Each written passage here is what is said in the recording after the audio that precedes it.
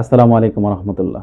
দর্শক, গত পরশুদিন সারসিনা দরবার শরীফে মাওলানা ওলিউল্লাহ আশিকি সাহেব এসেছিলেন সারসিনা দরবার শরীফের মরহুম হুজুরদের মাজার জিয়ারত করার জন্য এবং বর্তমান সারসিনা হজরত পীর সাহেব হুজুর কেবলার সাথে সাক্ষাৎ করার জন্য। এ নিয়ে অনেকের অনেক মাথা ব্যথা শুরু হয়ে গিয়েছে যে ওলিউল্লাহ আশিকি সাহেব একজন বেদাতি আলেম, ওলিউল্লাহ আশিকি সাহেব স্টেজে উঠে অভিনয় করেন, তার মতো একজন আলেমকে কেন সারসিনা দরবার শরীফ স্থান দিল, তার মতো একজন আলেমকে কেন সারসিনা দরবার শরীফ মেহমানদারি করালো, এমন ধরনের অনেকেই অনেক মন্তব্য করছেন।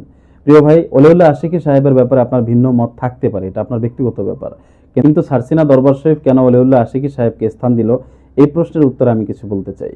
সারসিনা দরবার শরীফের শুরু লগ্ন থেকে এ পর্যন্ত বাংলাদেশের যত রাজনৈতিক দল আছে সকল রাজনৈতিক দলের ব্যক্তিবর্গ সারসিনা দরবার শরীফে আগমন করেছেন এবং বাংলাদেশে যত ধরনের ইসলামী দল রয়েছে সব দলের ব্যক্তিবর্গ সারসিনা দরবার শরীফে আগমন করেছেন এবং সকলের জন্য মেহমানদারির ব্যবস্থা একই রকম ছিল। কারণ সারসিনা দরবার শরীফ সব সময় একটা কথা বলে আসছে যে আমরা মেহমানদারির প্রতি যথেষ্ট উদার এবং আকীদার ক্ষেত্রে যথেষ্ট কঠোর।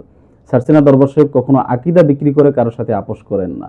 মূলধারার আহলে সুন্নাত ওয়াল জামাতের উপর সারসিনা দরবার শরীফ প্রতিষ্ঠিত ছিল, আছে এবং কিয়ামত পর্যন্ত থাকবে ইনশাআল্লাহ। সারসিনা দরবার শরীফে যে যার প্রয়োজনে আসেন এবং যিনি আসেন তার জন্য মেহমানদারির ব্যবস্থা সারসিনা দরবার শরীফে রয়েছে। যিনি ওলিউল্লাহ আশিকি সাহেবের ব্যাপারে মন্তব্য করছেন যে তাকে কেন স্থান দেওয়া হলো, আপনাকেও সারসিনা দরবার শরীফে আমন্ত্রণ জানাচ্ছি। আপনার জন্য সারসিনা দরবারের দরজা সবসময় খোলা রয়েছে। সারসিনা দরবার শরীফে যদি কেউ মেহমান হিসেবে আসতে চায় তার জন্য সারসিনা দরবার শরীফ সব সময় খোলা রয়েছে। আপনার ইচ্ছা হলে আপনিও চলে আসুন। বাজে মন্তব্য থেকে দূরে থাকুন।